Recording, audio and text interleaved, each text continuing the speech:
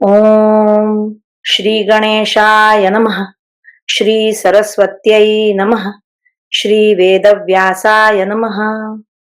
नारायणं नमस्कृत्य नरं चैव नरोत्तमं देवीं सरस्वतीं व्यासं ततो जयमुदीरयेत्। चतुष्षष्टितमोऽध्यायः राजधर्म की श्रेष्ठता का वर्णन और इस विषय में इंद्र रूपधारी विष्णु और मांधाता का संवाद। भीष्म उवाच। भीष्म जी कहते हैं, पांडुनंदन, चारों आश्रमों के धर्म, यति धर्म तथा लौकिक और वैदिक उत्कृष्ट धर्म सभी क्षात्र धर्म में प्रतिष्ठित है। भरत श्रेष्ठ, ये सारे कर्म क्षात्र धर्म पर अवलंबित है। यदि क्षात्र धर्म प्रतिष्ठित न हो तो जगत के सभी जीव अपनी मनोवांछित वस्तु पाने से निराश हो जाएं। आश्रम वासियों का सनातन धर्म अनेक द्वार वाला और अप्रत्यक्ष है। विद्वान पुरुष शास्त्रों द्वारा ही उसके स्वरूप का निर्णय करते हैं। अतः दूसरे वक्ता लोग जो धर्म के तत्व को नहीं जानते, वे सुंदर युक्ति युक्त वचनों द्वारा लोगों के विश्वास को नष्ट कर तब वे श्रोतागण प्रत्यक्ष उदाहरण न पाकर परलोक में नष्ट भ्रष्ट हो जाते हैं। जो धर्म प्रत्यक्ष है, अधिक सुखमय है, आत्मा के साक्षित्व से युक्त है, छल रहित है तथा सर्वलोक हितकारी है, वह धर्म क्षत्रियों में प्रतिष्ठित है। युधिष्ठिर, जैसे तीनों वर्णों के धर्मों का पहले क्षत्रिय धर्म में अंतर्भाव बताया गया है, उसी प्रकार नैष्ठिक, ब्रह्मचारी, वानप्रस्थ और यति, इन तीनों आश्रमों में स्थित ब्राह्मणों के धर्मों का गृहस्थ्याश्रम में समावेश होता है। राजेंद्र, उत्तम चरित्रों यानी धर्मों सहित संपूर्ण लोक राजधर्म में अंतर्भूत है।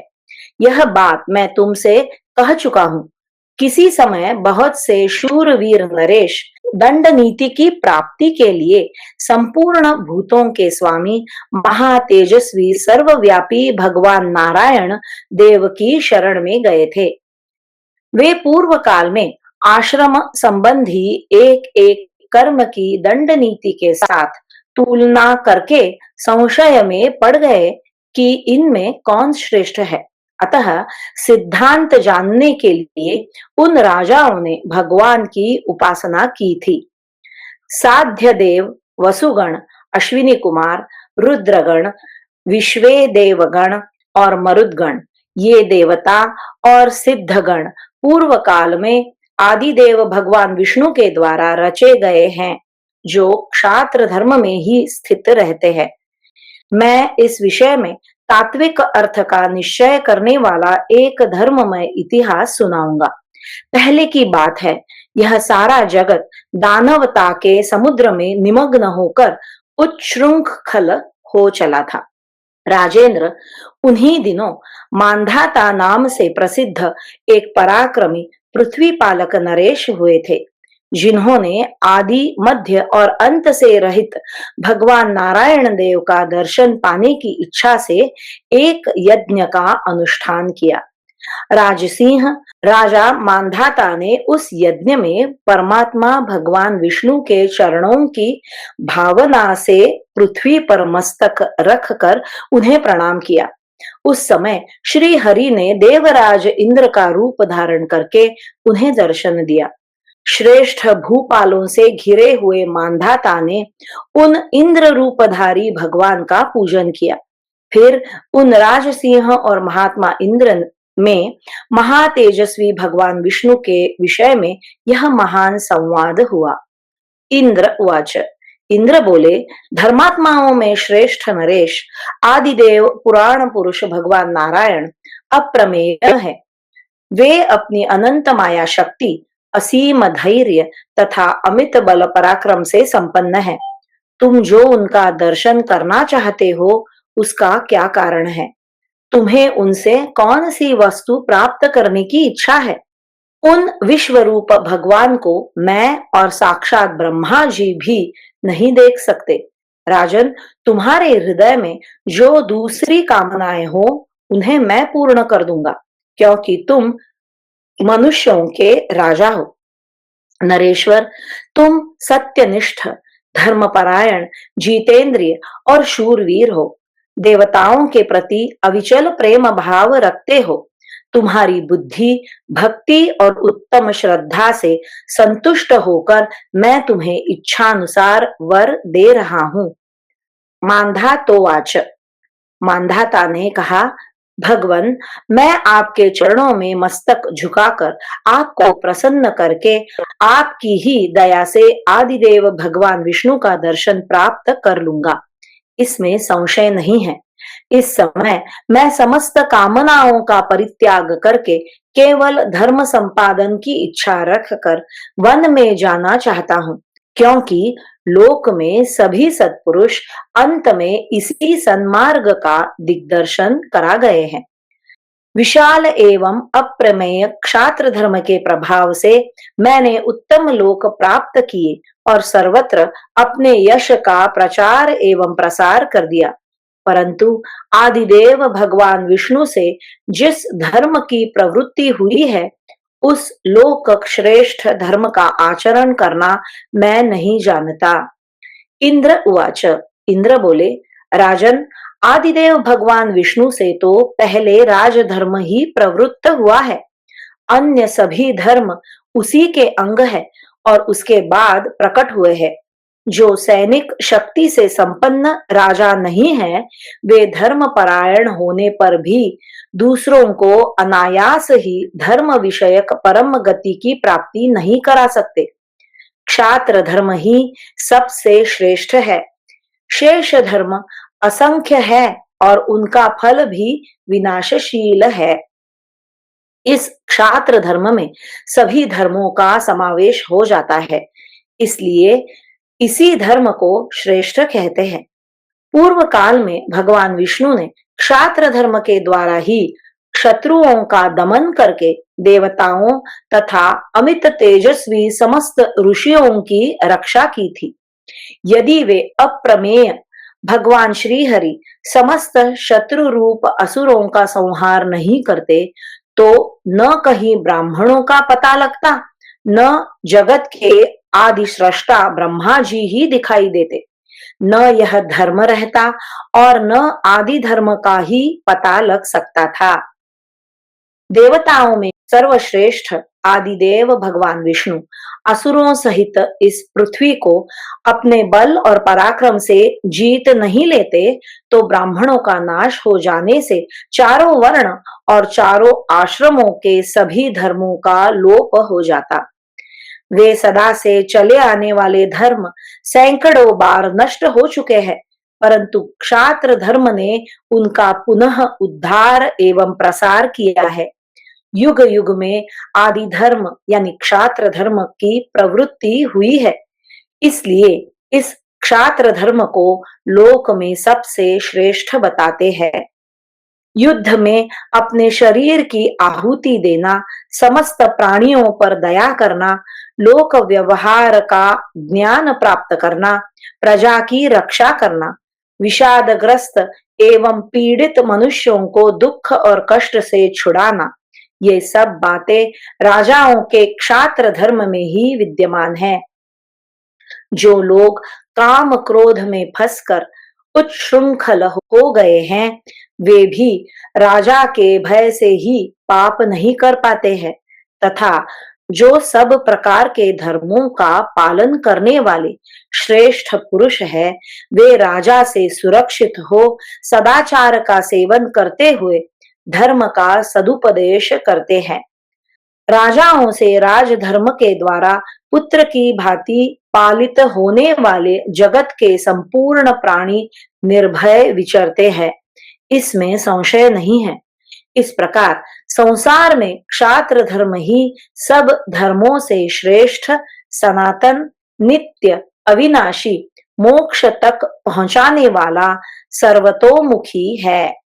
इस प्रकार श्री महाभारत शांति पर्व के अंतर्गत राजधर्मानुशासन पर्व में वर्णाश्रम धर्म का वर्णन विषयक 64वां अध्याय पूरा हुआ।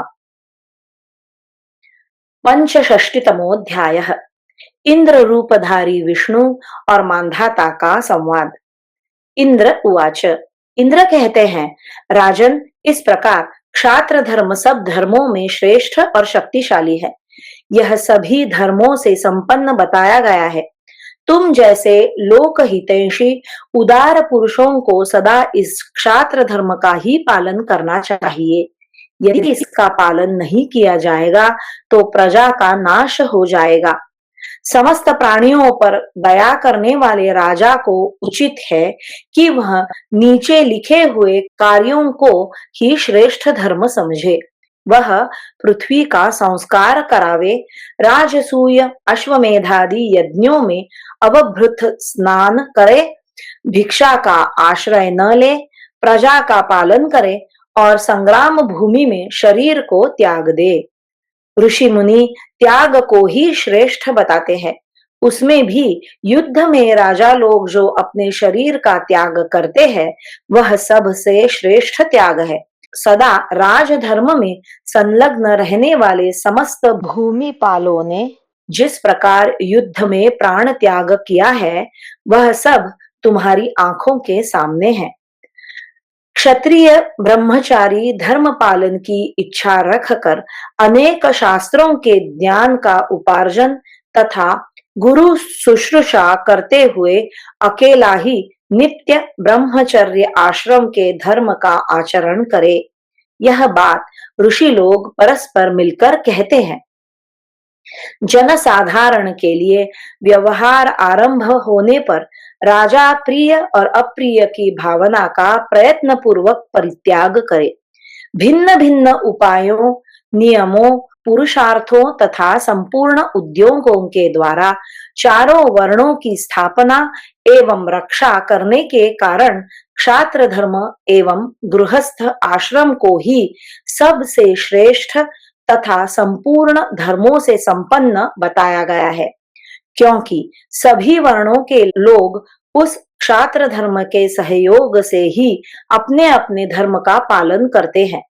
क्षत्रिय धर्म के न होने से उन सब धर्मों का प्रयोजन विपरीत होता है, ऐसा कहते हैं। जो लोग सदा अर्थ साधन में ही आसक्त होकर मर्यादा छोड़ बैठते हैं, उन मनुष्यों को पशु कहा गया है। क्षत्रिय धर्म अर्थ की प्राप्ति कराने के साथ साथ उत्तम नीति का ज्ञान प्रदान करता है, इसलिए वह आश्रम धर्मों से भी श्रेष्ठ है।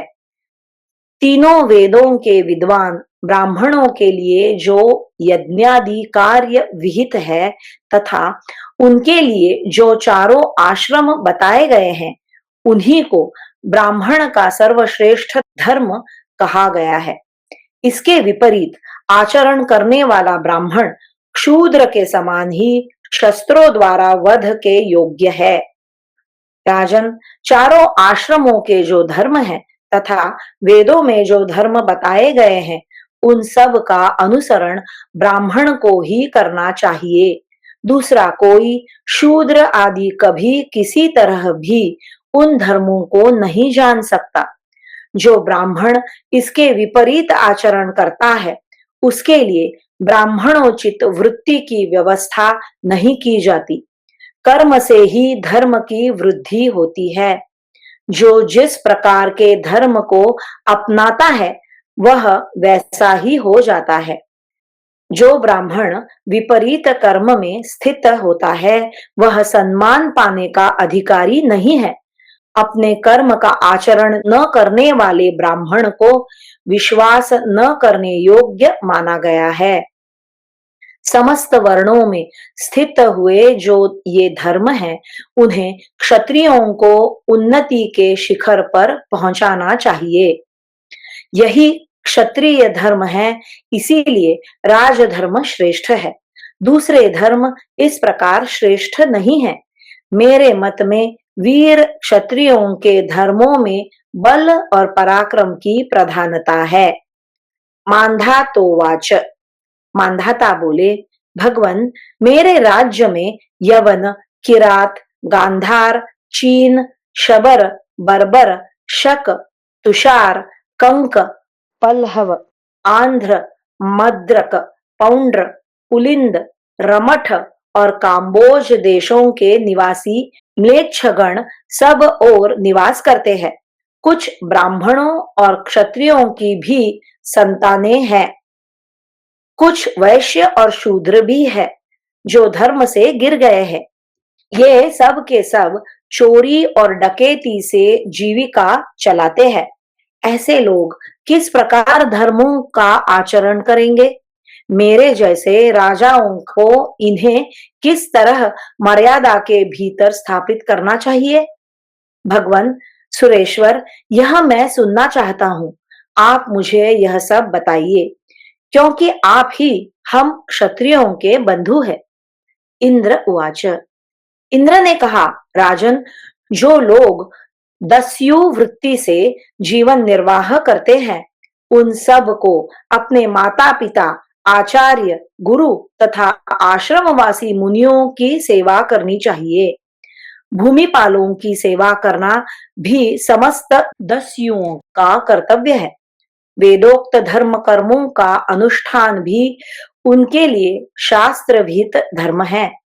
पितरों का श्राद्ध करना, कुआं खुदवाना, जल क्षेत्र चलाना और लोगों के ठहरने के लिए धर्मशालाएं बनवाना भी उनका कर्तव्य है। उन्हें यथा समय ब्राह्मणों को दान देते रहना चाहिए।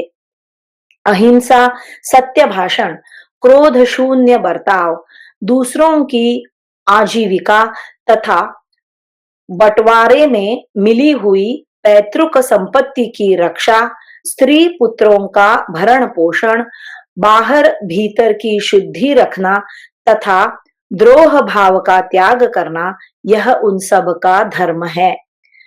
कल्याण की इच्छा रखने वाले पुरुष को सब प्रकार के यज्ञों का अनुष्ठान करके ब्राह्मणों को भरपूर दक्षिणा देनी चाहिए। सभी दस्युओं को अधिक खर्च वाला पाक यज्ञ करना और उसके लिए धन देना चाहिए। निष्पाप नरेश, इस प्रकार प्रजापति ब्रह्मा ने सब मनुष्यों के कर्तव्य पहले ही निर्दिष्ट कर दिए हैं।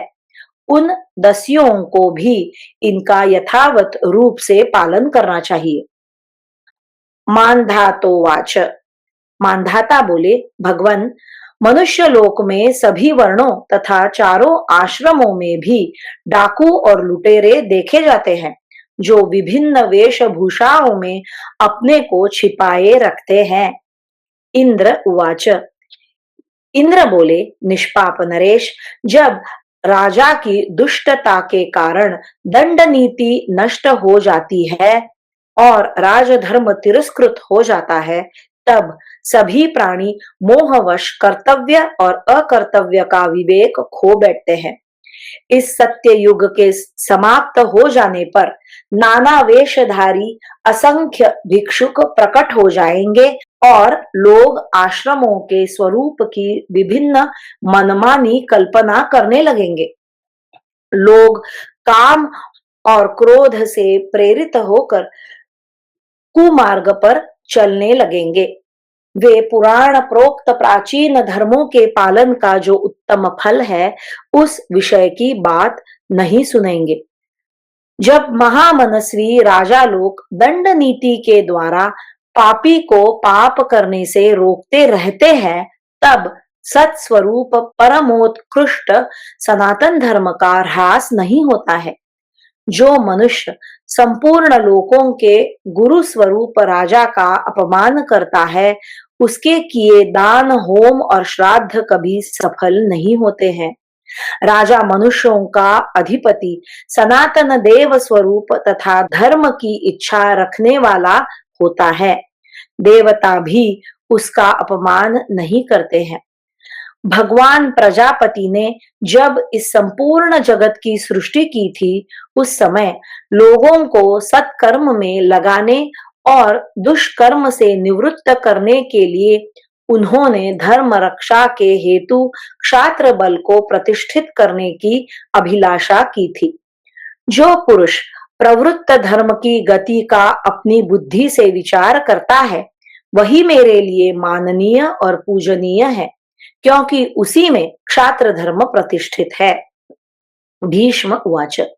भीष्म जी कहते हैं, राजन, मांधाता को इस प्रकार उपदेश देकर इंद्र रूपधारी भगवान विष्णु मरुदगणों के साथ अविनाशी एवं सनातन परम पद विष्णुधाम को चले गए। निष्पाप नरेश, इस प्रकार प्राचीन काल में भगवान विष्णु ने ही राजधर्मों को प्रचलित किया और सत्पुरुषों द्वारा वह भली भांति आचरण में लाया गया। ऐसी दशा में कौन ऐसा सचेत और बहुश्रुत विद्वान होगा जो क्षात्र धर्म की अवहेलना करेगा। अन्याय पूर्वक क्षत्रिय धर्म की अवहेलना करने से प्रवृत्ति और निवृत्ति धर्म भी उसी प्रकार बीच में ही नष्ट हो जाते हैं, जैसे अंधा मनुष्य रास्ते में नष्ट हो जाता है। पुरुष सिंह, निष्पाप युधिष्ठिर, विधाता का यह आज्ञा चक्र यानी राजधर्म आदि काल में प्रचलित हुआ और पूर्ववर्ती महापुरुषों का परम आश्रय बना रहा। तुम भी उसी पर चलो। मैं अच्छी तरह जानता हूं कि तुम इस क्षात्र धर्म के मार्ग पर चलने में पूर्णतः समर्थ हो। इस प्रकार श्री महाभारत शांति पर्व के अंतर्गत राजधर्मानुशासन पर्व में इंद्र और मांधाता का संवाद विषयक 65वां अध्याय पूरा हुआ। षष्टितमोध्याय। राजधर्म के पालन से चारों आश्रमों के धर्म का फल मिलने का कथन। युधिष्ठिर उवाच। युधिष्ठिर बोले, पितामह, आपने मानव मात्र के लिए जो 4 आश्रम पहले बताए थे, वे सब मैंने सुन लिए। अब विस्तार पूर्वक इनकी व्याख्या कीजिए। मेरे प्रश्न के अनुसार इनका स्पष्टीकरण कीजिए। भीष्म उवाच। भीष्म जी बोले, महाबाहु युधिष्ठिर, साधु पुरुषों द्वारा सम्मानित समस्त धर्मों का जैसे मुझे ज्ञान है, वैसा ही तुमको भी है। धर्मात्माओं में श्रेष्ठ राजा युधिष्ठिर, तथापि जो तुम विभिन्न लिंगों यानी हेतुओं से रूपांतर को प्राप्त हुए सूक्ष्म धर्म के विषय में मुझसे पूछ रहे हो, उसके विषय में कुछ निवेदन कर रहा हूं, सुनो। कुंती नंदन, नरश्रेष्ठ, चारों आश्रमों के धर्मों का पालन करने वाले सदाचार परायण पुरुषों को जिन फलों की प्राप्ति होती है, वे ही सब राग द्वेष छोड़कर दंड नीति के अनुसार बर्ताव करने वाले राजा को भी प्राप्त होते हैं। युधिष्ठिर, यदि राजा सब प्राणियों पर समान दृष्टि रखने वाला है, तो उसे सन्यासियों को प्राप्त होने वाली गति प्राप्त होती है। जो तत्वज्ञान, सर्वत्याग, इंद्रिय संयम तथा प्राणियों पर अनुग्रह करना जानता है तथा जिसका पहले कहे अनुसार उत्तम आचार विचार है, उस धीर पुरुष को कल्याणमय गृहस्थाश्रम से मिलने वाले फल की प्राप्ति होती है। पांडुनंदन, इसी प्रकार जो पूजनीय पुरुषों को उनकी अभीष्ट वस्तुएं देकर सदा सम्मानित करता है, उसे ब्रह्मचारियों को प्राप्त होने वाली गति मिलती है। युधिष्ठिर, जो संकट में पड़े हुए अपने सजातियों, संबंधियों और सुहृदों का उद्धार करता है, उसे वानप्रस्थ आश्रम में मिलने वाले पद की प्राप्ति होती है। कुंती नंदन, जो जगत के श्रेष्ठ पुरुषों और आश्रमियों का निरंतर सत्कार करता है, उसे भी वानप्रस्थ आश्रम द्वारा मिलने वाले फलों की प्राप्ति होती है। कुंती नंदन, जो नित्य प्रति संध्या वंदन आदि नित्य कर्म, पितृ श्राद्ध, भूत यज्ञ, मनुष्य यज्ञ यानी अतिथि सेवा, इन सब का अनुष्ठान प्रचुर मात्रा में करता रहता है, उसे वानप्रस्थाश्रम के सेवन से मिलने वाले पुण्य फल की प्राप्ति होती है।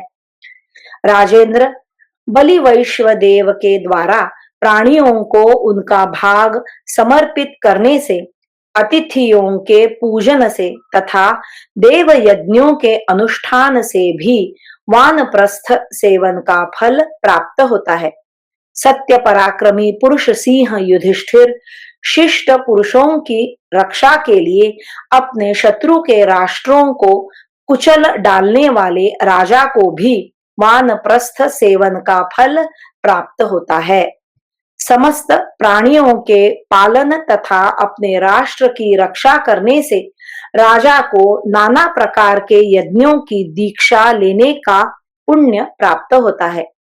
राजन, इससे वह संन्यास आश्रम के सेवन का फल प्राप्त करता है। जो प्रतिदिन वेदों का स्वाध्याय करता है, क्षमा भाव रखता है, आचार्य की पूजा करता है और गुरु की सेवा में संलग्न रहता है, उसे ब्रह्माश्रम यानी संन्यास द्वारा मिलने वाला फल प्राप्त होता है। पुरुष सिंह जो प्रतिदिन इष्ट मंत्र का जप और देवताओं का सदा पूजन करता है, उसे उस धर्म के प्रभाव से धर्माश्रम के पालन का अर्थात गृहस्थ्य धर्म के पालन का पुण्य फल प्राप्त होता है। जो राजा युद्ध में प्राणों की बाजी लगाकर इस निश्चय के साथ शत्रुओं का सामना करता है कि या तो मैं मर जाऊंगा या देश की रक्षा करके ही रहूंगा, उसे भी ब्रह्माश्रम अर्थात संन्यास आश्रम के पालन का ही फल प्राप्त होता है। भरत नंदन, जो सदा समस्त प्राणियों के प्रति माया और कुटिलता से रहित यथार्थ व्यवहार करता है, उसे भी ब्रह्माश्रम सेवन का ही फल प्राप्त होता है। भारत, जो वानप्रस्थ ब्राह्मणों तथा तीनों वेद के विद्वानों को प्रचुर धन दान करता है, उसे वानप्रस्थ आश्रम के सेवन का फल मिलता है। भरत नंदन, जो समस्त प्राणियों पर दया करता है और क्रूरता रहित कर्मों में ही प्रवृत्त होता है, उसे सभी आश्रमों के सेवन का फल प्राप्त होता है। कुंती कुमार युधिष्ठिर, जो बालकों और बूढ़ों के प्रति दयापूर्ण बर्ताव करता है, उसे भी सभी आश्रमों के सेवन का फल प्राप्त होता है। कुरुनंदन, जिन प्राणियों पर बलात्कार हुआ हो और वे शरण में आए हो, उनका संकट से उद्धार करने वाला पुरुष गृहस्थ्य धर्म के पालन से मिलने वाले पुण्य फल का भागी होता है। चराचर प्राणियों की सब प्रकार से रक्षा तथा उनकी यथा योग्य पूजा करने वाले पुरुष को गृहस्थ्य सेवन का फल प्राप्त होता है। कुंती नंदन, बड़ी छोटी पत्नियों, भाइयों, पुत्रों और नातियों को भी जो राजा अपराध करने पर, दंड और अच्छे कार्य करने पर अनुग्रह रूप पुरस्कार देता है, यही उसके द्वारा गृहस्थ्य धर्म का पालन है और यही उसकी तपस्या है। पुरुष सिंह, पूजन के योग्य सुप्रसिद्ध आत्मज्ञानी साधुओं की पूजा तथा रक्षा गृहस्थाश्रम के पुण्य फल की प्राप्ति कराने वाली है। भरत नंदन युधिष्ठिर, जो किसी भी आश्रम में रहने वाले प्राणियों को अपने घर में ठहरा कर उनका भोजन आदि से सत्कार करता है, उस राजा के लिए वही गृहस्थ्य धर्म का पालन है। जो पुरुष विधाता द्वारा विहित धर्म में स्थित होकर यथार्थ रूप से उसका पालन करता है, वह सभी आश्रमों के निर्दोष फल को प्राप्त कर लेता है। कुंती नंदन युधिष्ठिर, जिस पुरुष में स्थित हुए सद्गुणों का कभी नाश नहीं होता, उस नरश्रेष्ठ को सभी आश्रमों के पालन में स्थित बताया गया है। युधिष्ठिर, जो राजा स्थान, कुल और अवस्था का मान रखते हुए कार्य करता है, वह सभी आश्रमों में निवास करने का फल पाता है। कुंती कुमार, पुरुष सिंह देश धर्म और कुल धर्म का पालन करने वाला राजा सभी आश्रमों के पुण्य फल का भागी होता है। नरव्याघ्र नरेश जो समय समय पर संपत्ति और उपहार देकर समस्त प्राणियों का सम्मान करता रहता है, वह साधु पुरुषों के आश्रम में निवास का पुण्य फल पा लेता है। कुंती नंदन जो राजा मनुप्रोक्त 10 धर्मों में स्थित होकर भी संपूर्ण जगत के धर्म पर दृष्टि रखता है, वह सभी आश्रमों के पुण्य फल का भागी होता है। भरत नंदन जो धर्म कुशल मनुष्य लोक में धर्म का अनुष्ठान करते हैं, वे जिस राजा के राज्य में पालित होते हैं, उस राजा को उनके धर्म का छठा अंश प्राप्त होता है। पुरुष सिंह जो राजा धर्म में ही रमण करने वाले धर्मपरायण मानवों की रक्षा नहीं करते हैं, वे उनके पाप बटोर लेते हैं। निष्पाप युधिष्ठिर जो लोग इस जगत में राजाओं के सहायक होते हैं, वे सभी उस राज्य में दूसरों द्वारा किए गए धर्म का अंश प्राप्त कर लेते हैं। पुरुष सिंह शास्त्रज्ञ विद्वान कहते हैं कि हम लोग जिस गृहस्थ्य धर्म का सेवन कर रहे हैं, वह सभी आश्रमों में श्रेष्ठ एवं पावन है। उसके विषय में शास्त्रों का यह निर्णय सबको विदित है। जो मानव समस्त प्राणियों के प्रति अपने समान ही भाव रखता है, दंड का त्याग कर देता है, क्रोध को जीत लेता है, वह इस लोक में और मृत्यु के पश्चात परलोक में भी सुख पाता है। राजधर्म एक नौका के समान है। वह नौका धर्म रूपी समुद्र में स्थित है। सत्व गुण ही उस नौका का संचालन करने वाला बल यानी कर्णधार है। धर्मशास्त्र ही उसे बांधने वाली रस्सी है। त्याग रूपी वायु का सहारा पाकर वह मार्ग पर शीघ्रता पूर्वक चलती है। वह नाव ही राजा को संसार समुद्र से पार कर देगी। मनुष्य के हृदय में जो जो कामनाएं स्थित है, उन सब से जब वह निवृत्त हो जाता है, तब उसकी विशुद्ध सत्व गुण में स्थिति होती है और इसी समय उसे परब्रह्म परमात्मा के स्वरूप का साक्षात्कार होता है। नरेश्वर पुरुष सिंह चित्त वृत्तियों के निरोध रूप योग से और समभाव से जब अंतःकरण अत्यंत शुद्ध एवं प्रसन्न हो जाता है, तब प्रजापालन परायण राजा उत्तम धर्म के फल का भोगी होता है। युधिष्ठिर, तुम वेदाध्ययन में संलग्न रहने वाले सत्कर्म परायण ब्राह्मणों तथा अन्य सब लोगों के पालन पोषण का प्रयत्न करो। भरत नंदन, वन में और विभिन्न आश्रमों में रहकर जो लोग जितना धर्म करते हैं, उनकी रक्षा करने से राजा उनसे 100 गुने धर्म का भागी होता है। पांडव श्रेष्ठ, यह तुम्हारे लिए नाना प्रकार का धर्म बताया गया है। पूर्वजों द्वारा आचरित इस सनातन धर्म का तुम पालन करो। पुरुष सिंह पांडुनंदन, यदि तुम प्रजा के पालन में तत्पर रहोगे, तो चारों आश्रमों के, चारों वर्णों के तथा एकाग्रता के धर्म को प्राप्त कर लोगे।